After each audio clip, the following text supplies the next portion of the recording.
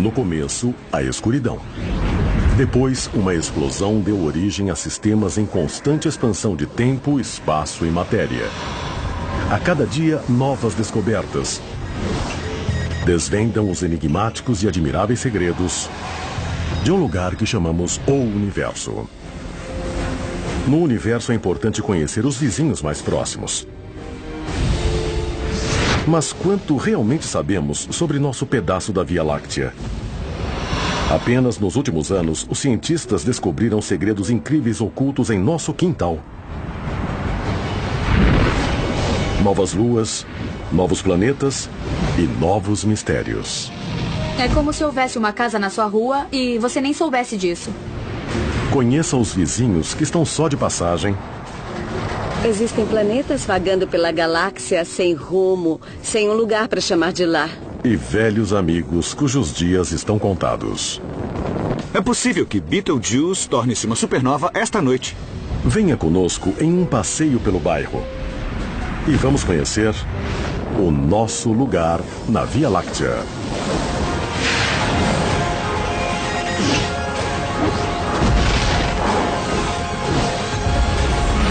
O Universo, nosso lugar na Via Láctea. Este não é o seu bairro. Nem este. E nem este. Nem nenhum desses. E nem mesmo este. Olhando de uma perspectiva mais ampla, seu bairro é uma grande nuvem de gás. Os astrônomos dizem que o sistema solar está se movendo pela nuvem interestelar local, também chamada de fluff local, por causa de sua baixa densidade e forma irregular. Os gases são principalmente hidrogênio e um pouco de hélio. Existem alguns traços de átomos mais pesados, como carbono, oxigênio e nitrogênio, que estão só flutuando ao redor do meio interestelar.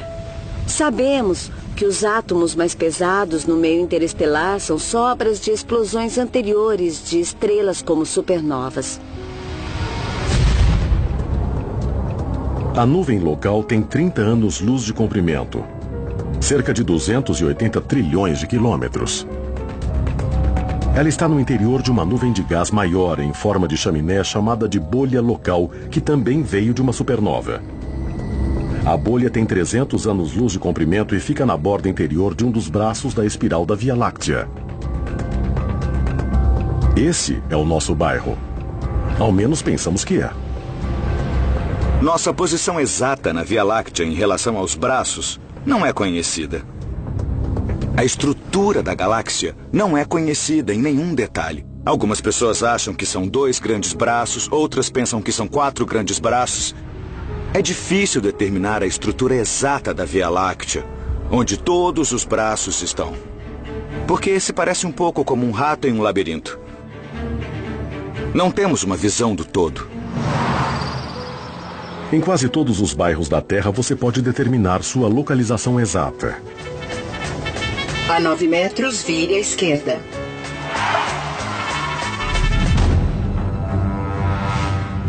Mas quando se trata de algo tão grande como a Via Láctea, o GPS não é uma opção. A galáxia tem, 100 mil anos-luz de largura. Via Láctea. Até explorar nosso bairro próximo envolve muita incerteza. Mas se tivéssemos um sistema de posicionamento galáctico, ele provavelmente nos colocaria a meio caminho entre o alto e o fundo da Via Láctea. E no meio entre a borda externa da galáxia e seu núcleo central. O nosso sistema solar está a cerca de 26 mil anos-luz do centro da nossa galáxia. Segundo uma hipótese, temos uma posição muito exclusiva. Existe a ideia de que apenas as estrelas em uma certa gama de distâncias do centro da galáxia estão na chamada Zona Galáctica Habitável. Ou seja, pode existir vida nos planetas que rodeiam essas estrelas. Esse é exatamente o lugar certo, com uma estrela na temperatura certa e um planeta na distância certa, para haver muita água em estado líquido na superfície, onde a química da vida começou e evoluiu até nós. A extensão geral da zona galáctica habitável vai de 13.000 a 35.000 anos-luz do centro da Via Láctea. A parte principal, onde estamos, vai de 20.000 a 29.000 anos-luz do núcleo.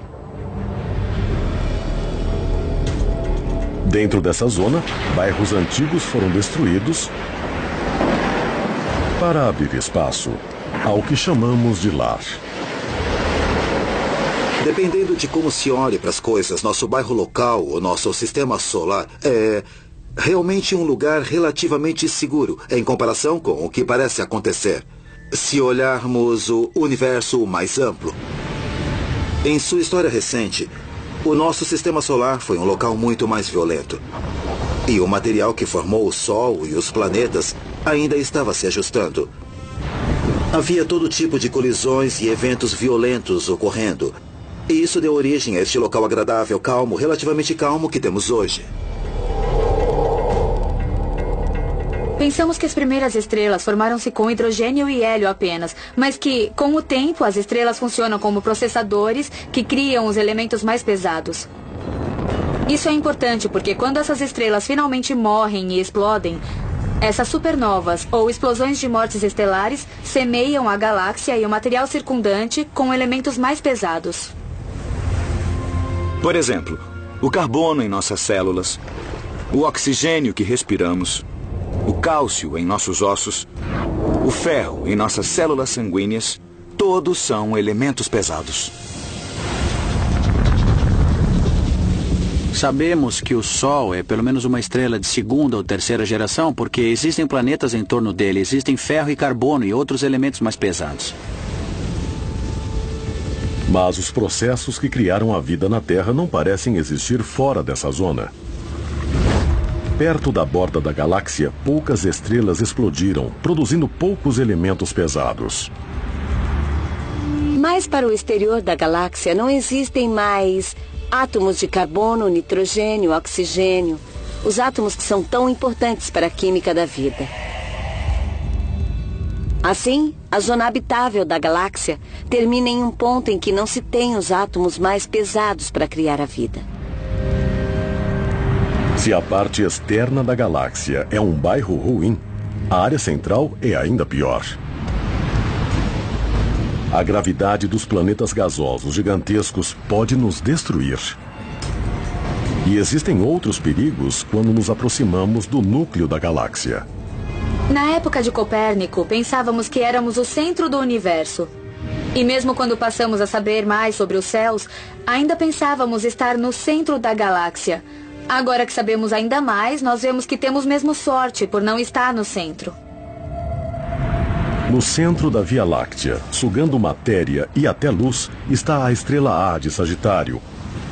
Um buraco negro de quase 22 milhões de quilômetros de largura, com uma massa 3,7 milhões de vezes maior que a do Sol. Se o centro da galáxia tiver um buraco negro, ele emitirá muita radiação, o bastante para matar a vida que conhecemos. Então, não dá para chegar perto. Aí existem outras regiões na galáxia que também não são provavelmente muito boas para a vida, porque existe muita radiação das estrelas tipo O próximas. As estrelas tipo O são gigantes, mais quentes que o Sol, com 10 a 50 vezes mais massa e que emitem imensas quantidades de radiação ultravioleta. Perto dessas estrelas, não nos preocupamos com queimaduras, mas com a extinção. Provavelmente, não é fácil sobreviver em um ambiente em que se esteja perto de muitas estrelas tipo O. As estrelas tipo O podem destruir planetas ainda em formação. A radiação dessas estrelas é tão forte que, na verdade, varre o material dos novos sistemas planetários que ainda estão em formação. E os tira da órbita de suas estrelas.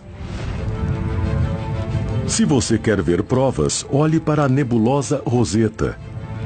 Ela está a 5.200 anos-luz, muito longe da bolha local, mas demonstra o que as gigantes tipo O poderiam fazer ao nosso bairro. Um estudo de 2008 feito pela Universidade do Arizona com 200 estrelas da nebulosa descobriu que uma estrela depois da outra havia se tornado estéril por estar perto demais de uma gigante azul. Então, qual é a distância segura da radiação de uma gigante de tipo O?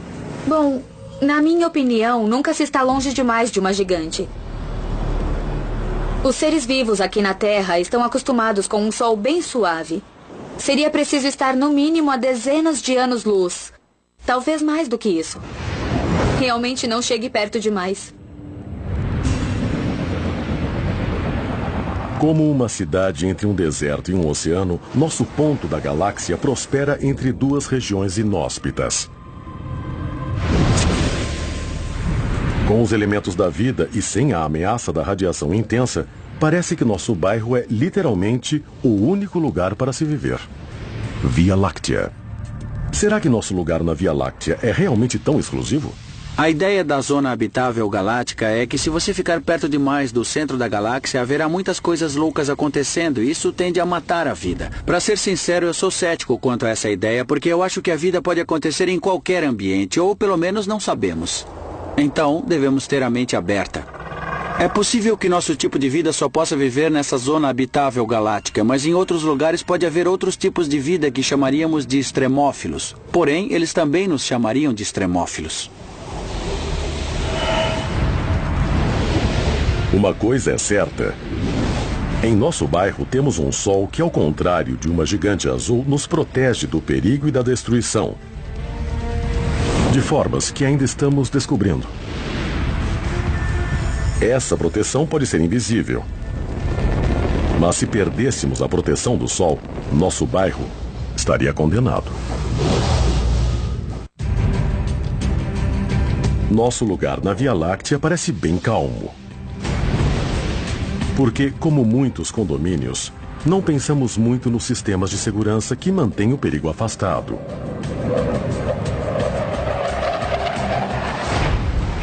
Muitas cidades nas margens dos rios e oceanos têm represas e diques que as protegem de inundações. Se as represas e diques falharem, haverá uma catástrofe. Existem ameaças e defesas também em escala galáctica. O espaço está cheio de radiação, conhecida como raios cósmicos. Eles são ruins para nós do mesmo modo que a radiação nuclear aqui na Terra seria ruim para nós. A radiação de alta energia tende a dissociar os vínculos de carbono, que é o que nos forma. O que realmente está fazendo é danificar seu DNA, e existe um potencial para que você comece a ter mutação por causa disso. Algumas mutações podem ajudar uma espécie a sobreviver ou podem causar extinção.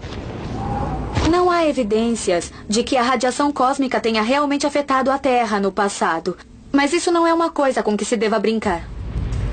A principal defesa de nosso bairro contra os raios cósmicos é o magnetismo.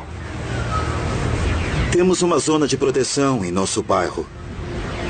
É claro que a Terra tem um campo magnético devido ao modo como as coisas se movem ao redor do núcleo da Terra. O Sol também tem um campo magnético poderoso e tem também o vento solar.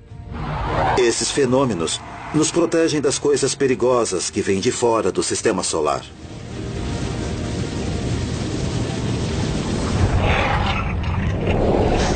O campo magnético do Sol é varrido pelo vento solar. Fluxos de prótons e elétrons carregados que são lançados fora do Sol a 1 milhão de quilômetros por hora.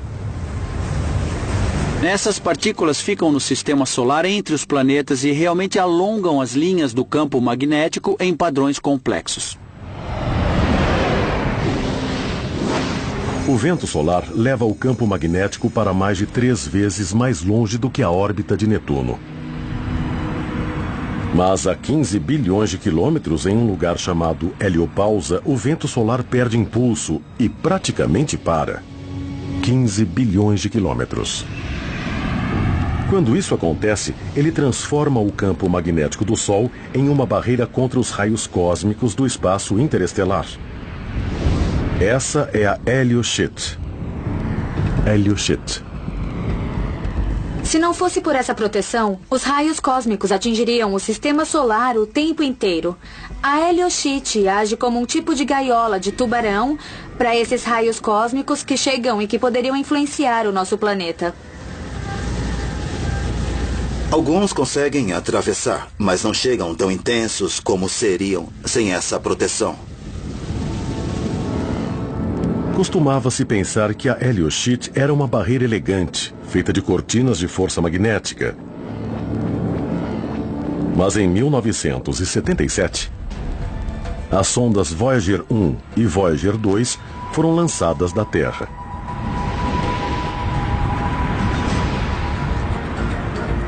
No início do século XXI, esses aparelhos enviaram informações indicando que as linhas de força magnética do Sol não fluem suavemente. Elas se rompem e se reagrupam em uma espuma magnética agitada. E cada bolha dessa espuma tem 160 milhões de quilômetros de largura. Pensávamos que era uma barreira suave e agradável, mas na verdade esse é um lugar agitado com muitas bolhas e padrões. Acho que sempre haverá pessoas que pensam que o universo é mais elegante do que é, e pessoas que acham que é mais violento do que é. E sempre nos surpreendemos de um modo ou de outro. A verdade é que alguns aspectos do universo são muito elegantes, e outros aspectos são muito confusos. Onde estão as áreas elegantes de nossa região na galáxia e onde estão os lugares perigosos? Isso é difícil de saber com tanto gás e poeira no cosmos. É como se olhássemos atrás de mim em Hollywood. Tem até um arco ali, o prédio da Capitol Records. Mal se consegue vê-lo. E depois, além dele, existem algumas montanhas muito indistintas. É porque existe poeira no ar, bloqueando a visão. E a própria montanha impede minha capacidade de ver além dela. E é meio como a poeira em nuvens moleculares muito densas.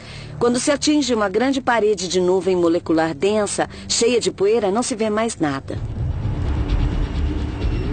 Quando exploramos nosso bairro galáctico, o que vemos depende de como olhamos para as coisas.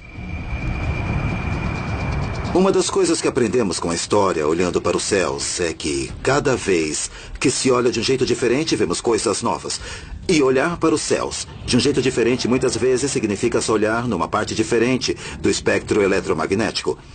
Quando olhamos para os céus com nossos olhos ou com a ajuda de telescópios ópticos, na parte visível do espectro nós vemos os céus noturnos e há muito para ver. Mas isso é só uma fração do que existe ali. Alguns telescópios espaciais veem através da poeira cósmica com visão infravermelha, similar à usada pelas câmeras infravermelhas comuns.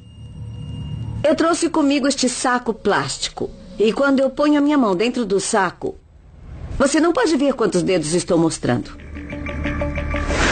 Com a câmera infravermelha, você vê o calor saindo do meu corpo e o meu rosto, que é quente, fica vermelho e branco. Mas meu cabelo, que é frio, aparece azul.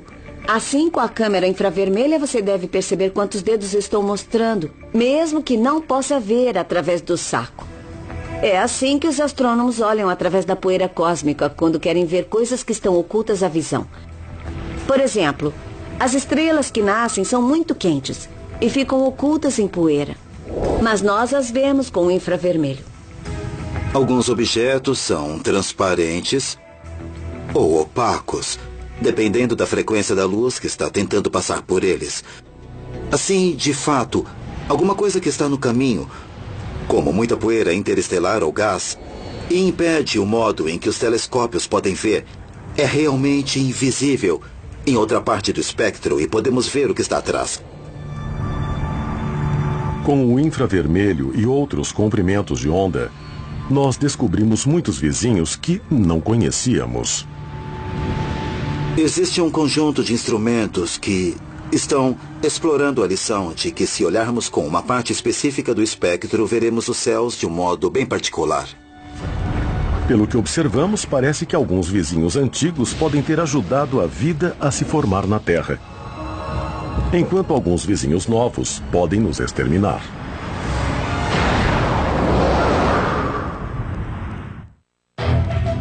Via Láctea. Ao explorarmos nosso lugar na Via Láctea, conhecemos muitos vizinhos interessantes. Mas existem bons e maus vizinhos. Os bons vizinhos são, por exemplo, os objetos que estão em órbitas previsíveis, movendo-se nela, cuidando da própria vida, ocupados com seus negócios. Podemos olhar e acenar para eles, mas não vão fazer uma coisa súbita nem perigosa para nós. Os maus vizinhos, então, são as coisas que podem fazer uma coisa instável. Elas podem fazer algo que nos afete, num modo que não podemos prever quando vai acontecer. Isso poderia ser uma estrela que morre e explode. Ou poderia ser uma coisa que colide e empurra outro objeto que vem girando na nossa direção. Então, quando classificamos os objetos em bons vizinhos e maus vizinhos, essa é uma classificação de previsibilidade e imprevisibilidade. Ou violência e não violência, se preferir. Algumas vezes, um bom vizinho traz um presente inesperado. Isso pode ter acontecido conosco bilhões de anos atrás, quando a Terra ainda estava esfriando e se formando com material reciclado de um Sol reciclado. Podemos ter recebido um presente que mudou tudo.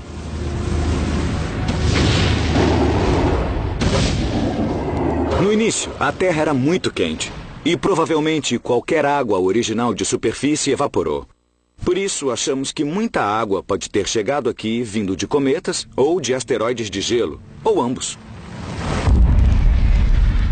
Uma das teorias sobre como podemos ter tanta água aqui na Terra diz que foi de corpos gelados no sistema solar exterior, sobras da formação do Sol e dos planetas, que colidiram em nosso sistema solar interior, onde fica a Terra, e deixaram parte da água. Segundo uma teoria recente, cerca de 4 milhões de anos atrás, a gravidade dos gigantes gasosos, como Júpiter, lançou os asteroides de gelo sobre Marte, Terra e Vênus. Mas só na Terra o gelo penetrou no manto. A água amaciou a Terra e iniciou o processo titânico das placas tectônicas, que originou os continentes e os oceanos.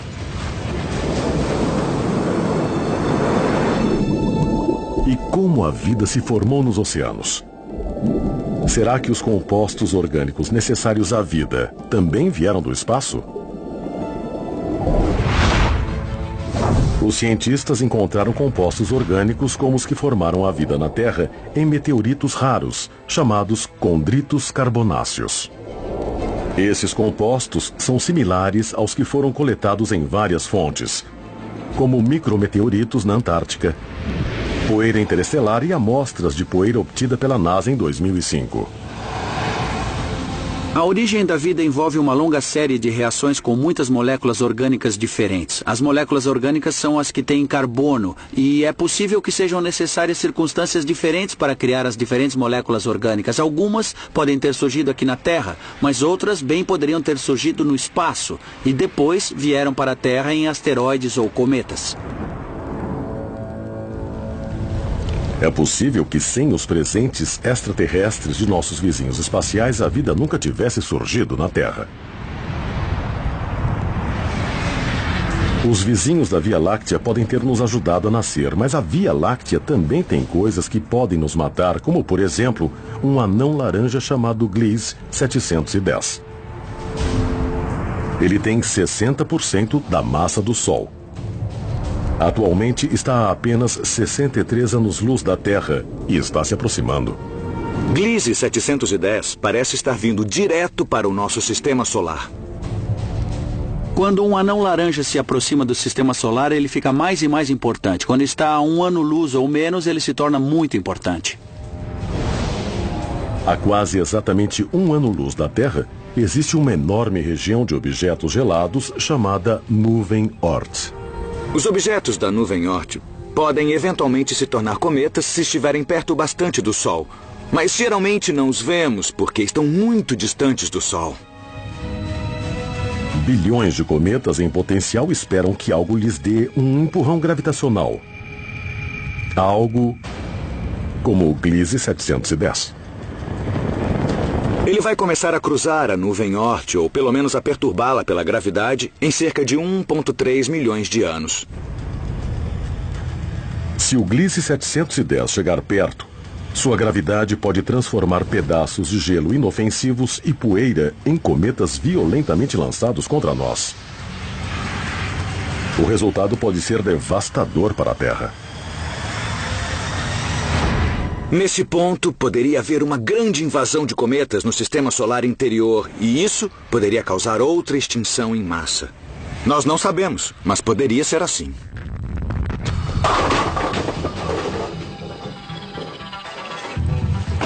Os astrônomos dizem haver 86% de chances de que o Gliese 710 atravesse a nuvem Oort. Se a bola laranja fosse um anão laranja, como o Gliese 710, e as garrafas fossem a nuvem Oort, isso é o que poderia acontecer. É mesmo, mas há outra coisa que poderia acontecer. Existem 14% de chances de que o Gliese 710 só passe direto por fora da nuvem Oort sem cruzá-la em nenhum ponto. Porém, mesmo sem um impacto direto, o efeito da gravidade da estrela poderia perturbar alguns cometas e enviá-los direto para nós. Assim, a estrela mandaria só alguns cometas para o sistema solar interior. É preciso que um cometa atinja a Terra para ter uma catástrofe. Temos mais com que nos preocupar. Existem mais de 150 estrelas perto o bastante para nos perturbar nos próximos 2 milhões de anos. As estrelas da nossa galáxia, a Via Láctea, estão ligadas pela gravidade e se movem em várias direções, em geral com uma rotação ao redor do centro da galáxia, mas nem todas as órbitas são exatamente iguais. Isso significa, da nossa perspectiva, que uma estrela pode estar se afastando ou se aproximando de nós. A NASA estima que existam mais de 20 mil asteroides próximos da Terra com mais de 90 metros de diâmetro. Como o 2005 YU-55, que em novembro de 2011 chegou mais perto da Terra do que a Lua. Ele pode se aproximar mais em 200 anos. Como seria bater com um rochedo desses? Pense em Nagasaki, no final da Segunda Guerra Mundial. E multiplique por 4. Ao procurarmos vizinhos, bons e ruins, no nosso bairro da Via Láctea, encontramos algumas surpresas. Agora temos indícios de estrelas frias o bastante para serem tocadas e planetas saídos da ficção científica. A exploração do nosso lugar na Via Láctea tem trazido muitas surpresas. É como se houvesse uma casa na sua rua e você nem soubesse disso e de repente descobrisse que fica no seu quarteirão. Alfa Centauro, 4,3 anos-luz. Veja Alfa Centauro, a estrela mais brilhante na constelação Centauro, e depois do Sol, nossa vizinha estrela mais próxima, a 4,3 anos-luz, ou 40 trilhões de quilômetros de distância. No século XVII, os astrônomos anunciaram que Alfa Centauro era, na verdade, 2 estrelas. Então, no século XX, descobrimos que é um sistema triplo. Alfa Centauro A é uma estrela como o Sol, quase exatamente com a mesma massa que o Sol. Alfa Centauro B tem um pouco menos de massa. A terceira estrela próxima do Centauro é uma estrela de tipo M. É uma estrela com pouca massa, talvez apenas 12% da massa do nosso Sol. É tão pequena que não é possível vê-la a olho nu. Porém, outras estrelas vizinhas também são sistemas múltiplos. Sírio, a 8,6 anos-luz, é famosa há milhares de anos como a estrela mais brilhante dos céus. Mas, na verdade, é uma estrela binária. A maioria das estrelas tem menos massa e é menor do que o nosso Sol, e a maioria delas é um sistema binário. Nesses 2 aspectos, o nosso Sol é uma notável exceção. Quase todas as estrelas são anões vermelhos ou anões marrons. Os anões vermelhos são 70% das estrelas, não só em nossa galáxia, mas no universo. Assim, como nós orbitamos o nosso Sol, tendemos a pensar nele como uma estrela icônica. No entanto, os anões vermelhos são muito mais comuns. Quanto aos anões marrons, não tínhamos certeza desses vizinhos até os anos 1990. Eles não são bem estrelas, mas não são planetas. E também não são marrons. Os anões marrons são alguns dos habitantes mais misteriosos do nosso bairro, porque são realmente muito frios e muito escuros. Isso significa que não emitem luz e são difíceis de enxergar. Em 2011, um dos telescópios espaciais da NASA, o Explorador de Campo Amplo em Infravermelho, ou WISE, achou uma série de anões marrons no nosso bairro, entre 9 e 40 anos-luz de distância, com temperaturas de superfície antes consideradas impossíveis. Um desses anões marrons que encontramos é mesmo tão frio que seria possível tocá-lo com a mão. São apenas 26 graus centígrados, a mesma temperatura de um dia muito agradável aqui na Terra. Assim, quem sabe o que vamos encontrar? Quanto mais olhamos, mais vemos. Por que existem estrelas de tantas cores? Foi essa pergunta que Anna Kay, de Baton Rouge, Louisiana, fez a Pergunte ao Universo. Pergunte ao Universo. Ana, essa é uma pergunta muito interessante. Basicamente, as estrelas têm cores diferentes porque têm temperaturas de superfície diferentes. Estrelas frias, como Betelgeuse, parecem vermelhas e têm temperaturas de apenas 3 ou 4 mil graus centígrados. As estrelas mais quentes, como Rigel, parecem azuis e chegam a mais de 11 mil graus. E também existem estrelas como o Sol, com temperaturas de 5 ou 6 mil graus e elas parecem brancas. Bom, o Sol parece amarelo quando se põe por causa dos efeitos atmosféricos. Na verdade, ele é branco. Pergunte ao Universo. Existem mais do que estrelas no universo. Descobrimos centenas de planetas vizinhos, dentro e fora da bolha local. Descobrimos muitos candidatos a exoplanetas com uma missão chamada Kepler, que procura essencialmente pequenos eclipses. Quando um planeta passa na frente de sua estrela e depois sai, a luz diminui um pouco e depois volta a aumentar. É muito difícil de ver. É como observar uma única lâmpada apagando em Las Vegas. Mas Kepler é capaz de fazer essas medidas com precisão e consegue achar planetas tão pequenos quanto a nossa Terra em volta de estrelas como o Sol. O primeiro exoplaneta foi descoberto apenas 15 anos atrás e foi como se fôssemos a única casa no quarteirão e víssemos o primeiro vizinho construindo a casa. E desde então todo o bairro cresceu e foram construindo condomínios de exoplanetas em nosso bairro. Pelo que sabemos, o planeta vizinho mais próximo fora do Sistema Solar está na nossa rua. A 10,5 anos-luz, orbitando a estrela laranja Epsilon Eridani.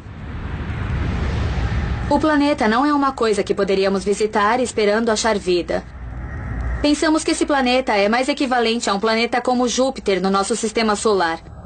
Uma grande bola de gás, que, pelo que sabemos atualmente, não é um bom lugar para a vida. Um pouco mais longe, a 200 anos-luz, está outra surpresa.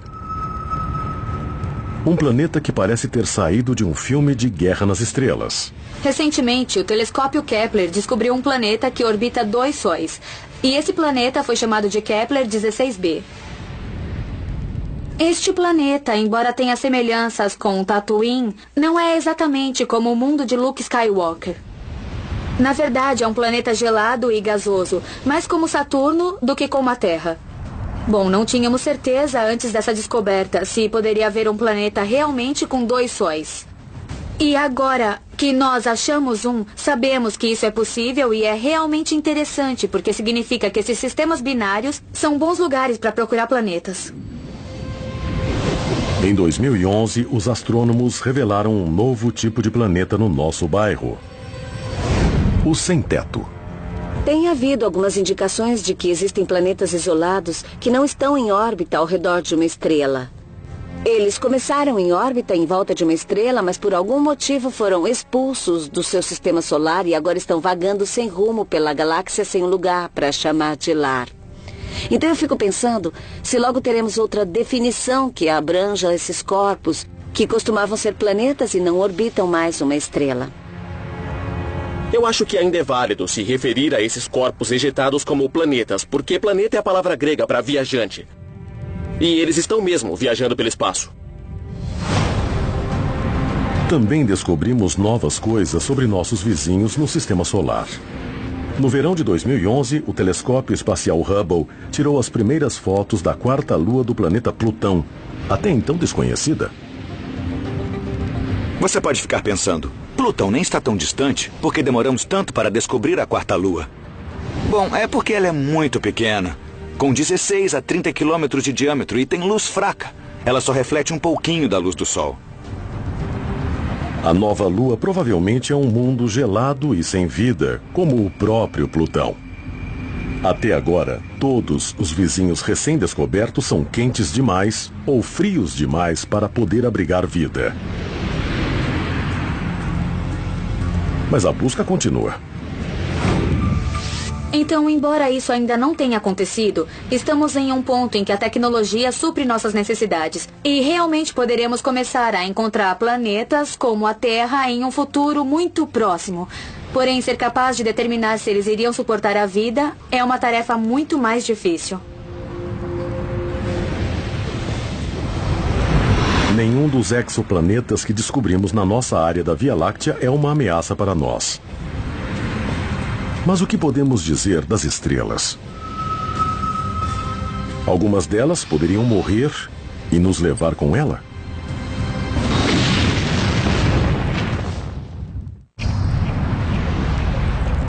Nosso lugar na Via Láctea tem muitas vantagens. Estamos bem na zona para a formação da vida. O nosso Sol nos protege dos perigosos raios cósmicos. E a maioria dos nossos vizinhos não nos perturba. Mas os vizinhos podem mudar. Se um incêndio destrói uma casa ou uma empresa próxima, sua casa também pode ser atingida. Então, imagine o que poderia acontecer quando uma estrela fecha as portas, como uma supernova. Isso significa que elas explodem e jogam todo o seu interior de volta para a galáxia. As explosões de estrelas criaram a vida, a maioria dos elementos pesados nas estrelas que vemos e as nuvens de gás em que o sistema solar se situa. Mas não é nada bom estar muito perto quando uma estrela explode e morre. A explosão de uma supernova é incrivelmente poderosa. O centro da estrela se desloca e colide com as camadas externas, lançando-as para a galáxia. Então, o que acontece é que o material é lançado longe com uma onda de choque que pode ser destrutiva se você estiver muito perto dela. Se estiver a uns 10 anos-luz, então a alta radiação de energia, como os raios X e os raios gama, pode nos afetar. Eles podem, por exemplo, destruir parte da camada de ozônio. O que acontece é que a radiação chega e perturba as moléculas de nitrogênio. Os átomos de nitrogênio, então, se combinam com o oxigênio para formar óxido nítrico.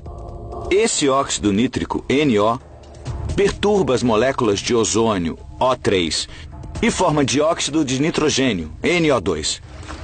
Aí, o dióxido de nitrogênio se combina com átomos de oxigênio, formando mais óxido nítrico, que então perturba mais ozônio, causando um efeito de bola de neve. Assim, em poucas semanas, pode-se destruir muita camada de ozônio, o que permite que a radiação ultravioleta do Sol penetre. E isso iria matar a vida nas camadas superficiais dos oceanos e lagos. Essas mortes incluiriam os fitoplânctons, que são a base da cadeia alimentar marinha e fornecem 50% do oxigênio da Terra. Isso condenaria à morte a maioria das grandes formas de vida, inclusive nós.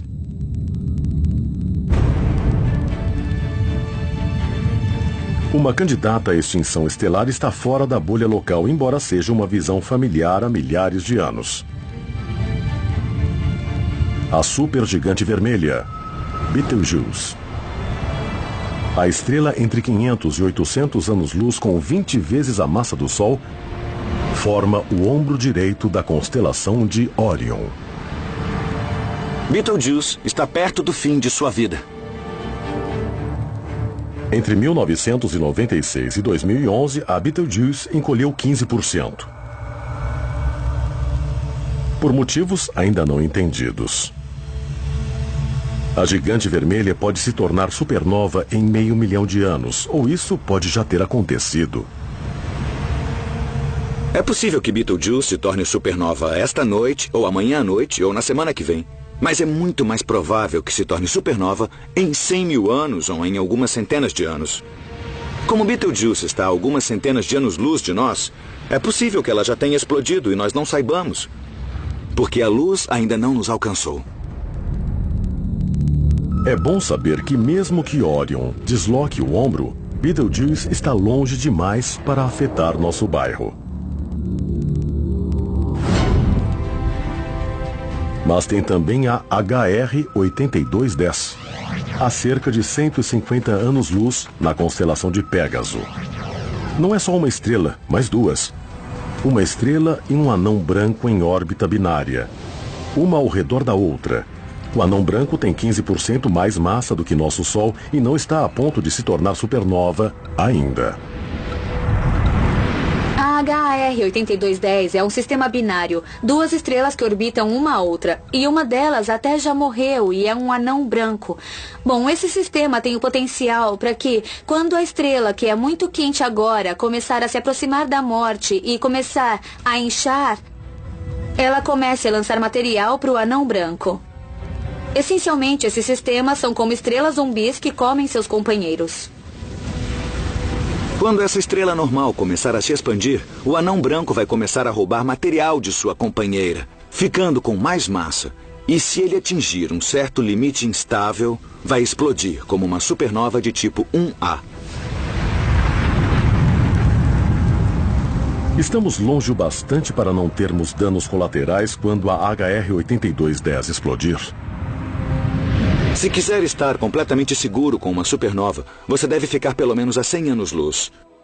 10 anos-luz poderiam ser suficientes, mas talvez não. Depende de qual efeito o atingir primeiro.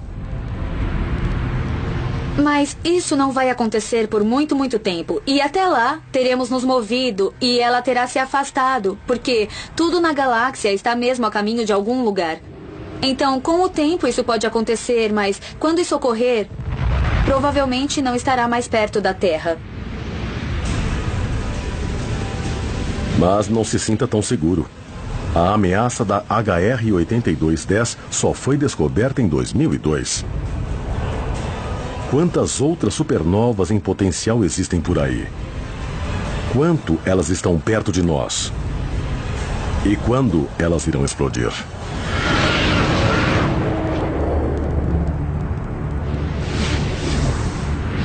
Para piorar um pouco mais as coisas, alguns astrônomos dizem que existem muitas supernovas no futuro de nosso bairro. Nosso sistema solar orbita a galáxia em uma velocidade diferente da velocidade dos braços espirais. Isso significa que em algum momento vamos entrar em um braço espiral. E como existem mais estrelas massivas ali, algumas delas estarão no final da vida, criando supernovas e ameaçando a vida na Terra.